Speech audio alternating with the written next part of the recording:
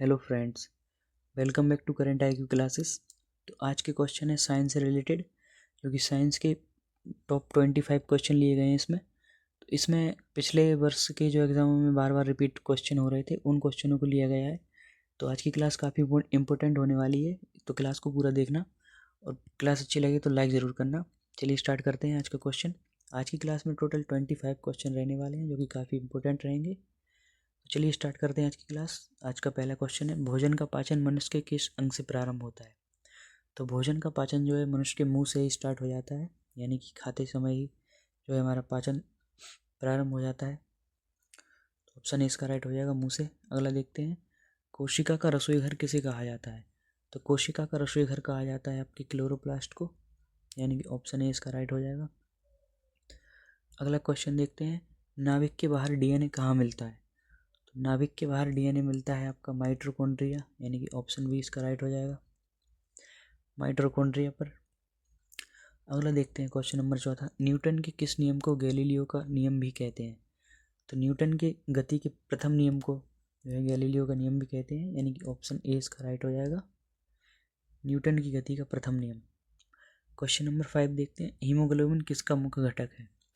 तो हीमोग्लोबिन जो है रेड ब्लड सेल, यानी कि आरबीसी, रेड ब्लड सेल, इसका राइट आंसर हो जाएगा ऑप्शन ए, आरबीसी। अगला देखते हैं, जीवन की मूलभूत इकाई क्या होती है?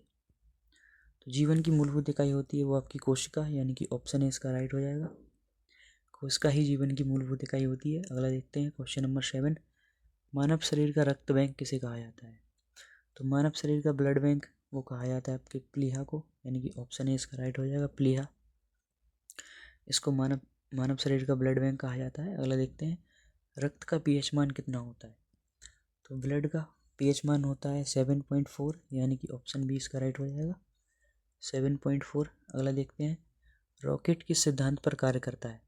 तो रॉकेट करता है आपका रेखीय गति की रेखीय सम तो रॉकेट आपका करता है रेखीय समय के सिद्धांत पर और न्यूटन के तीसरे नियम, यानी कि इसका आंसर उपयुक्त दोनों हो जाएगा, ऑप्शन नंबर सी, उपयुक्त दोनों। क्वेश्चन नंबर 10वां है, मानव शरीर में रक्त का शुद्धिकरण कौन करता है?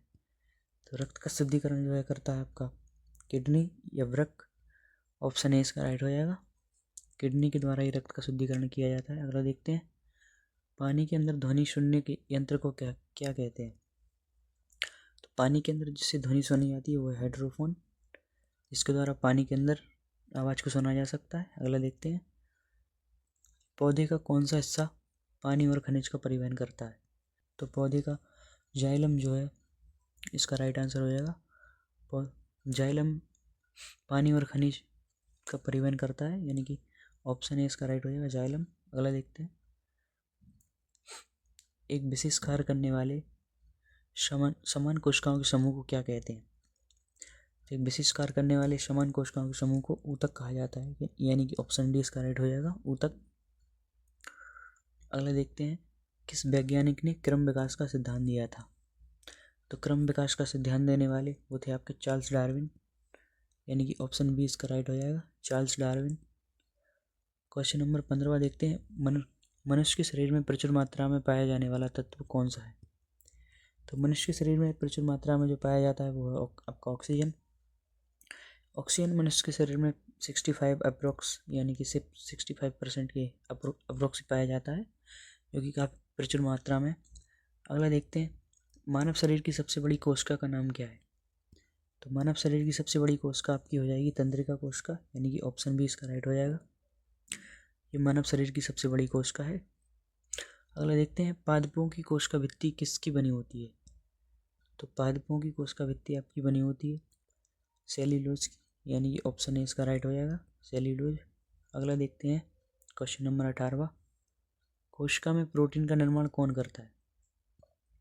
तो कोशिका में प्रोटीन का निर्माण जो करता है वो है राइबोसोम, यानी कि ऑप्शन बी इसका राइट हो जाएगा, राइबोसोम के द्वारा ही कोशिका में प्रोटीन का निर्माण किया जाता है। अगला देखते हैं क्वेश्चन नंबर 19, मस्तिष्क का सबसे बड़ा भाग क्या कहलाता है? तो मस्तिष्क का सबसे बड़ा भाग जो है वो कहलाता है आपका प्रमस्तिष्क, यानी कि ऑप्शन डी इसका राइट हो जाएगा, प्रमस्तिष्क। अगला देखते हैं क्वेश्चन नंबर 20, मानव शरीर का सामान्य तापमान कितना होता है? तो मानव शरीर का सामान्य तापमान जो होता है आपका 37 डिग्री सेल्सियस। अगर डिग्री में पूछा जाए तो 37 डिग्री, और अगर आपसे केल्विन में पूछा जाए तो 310 केल्विन, यानी कि ऑप्शन ए इसका राइट हो जाएगा, 37 डिग्री और 310 केल्विन। अगला देखते हैं क्वेश्चन नंबर 21। शरीर में अमीनो अम्ल की संख्या कितनी होती है? तो हमारे शरीर में अमीनो अम्ल की संख्या होती है 20, यानी कि ऑप्शन नंबर 20 का राइट हो जाएगा, 20 अमीनो अम्ल की संख्या होती है। अगला देखते हैं शरीर में गुणसूत्र की संख्या कितनी होती है? शरीर में गुणसूत्र की संख्या आपसे पूछी जाए तो वो होती है 46।